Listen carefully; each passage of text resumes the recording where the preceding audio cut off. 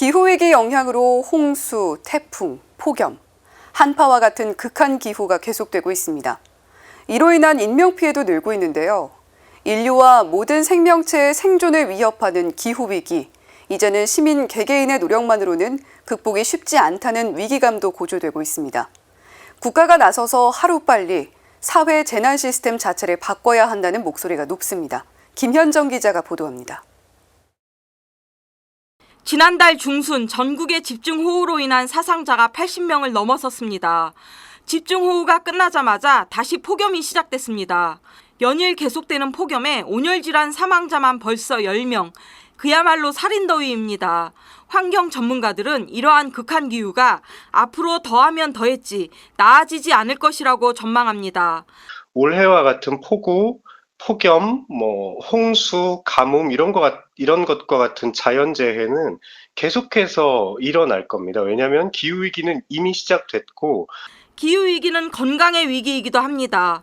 세계보건기구는 제27차 기후변화 협약 당사국 총회에서 기후위기를 보건위기로 규정했습니다.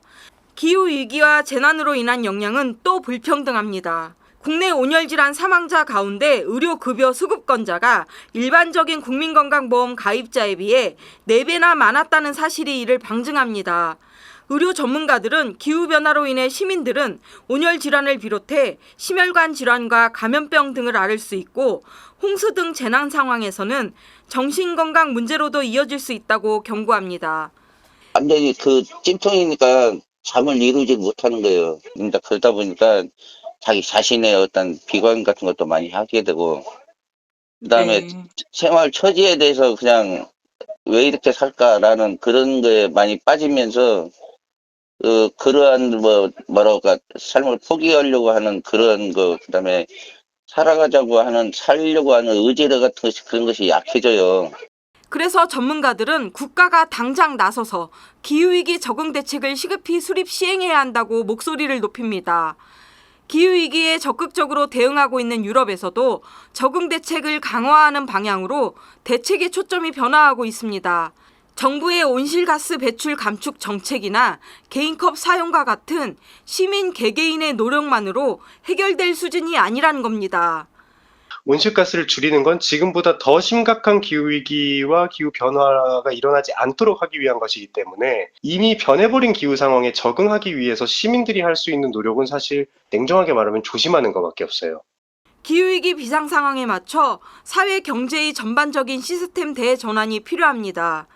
기존의 시스템 붕괴에 대비해 기후위기 적응과 회복을 위한 적응 강화에 중점을 둔 대안을 마련해야 할 필요가 있다는 것입니다. 우선적으로 국가가 나서서 위기 이전의 기후 상황에 맞춰진 치수, 건물, 농업 인프라 등을 바꿔야 한다고 조언합니다. 이 기후위기 적응 분야는 정부가 훨씬 더 많은 재원을 투입해서 재난 인프라를 강화해야 되는 겁니다. 간단하게는 재난 쉼터 같은 것들을 확대한다던가, 그러니까 쪽방촌 인근에 있는 분들이 전부 더위나 추위나 이런 걸 집에서 개인이 버텨야 되는 건데, 그런 거를 이제 대피소를 만들든지 그런 형태의 것은 정부가 사회 투자를 해야 되는 영역이죠. CPBC 김현정입니다.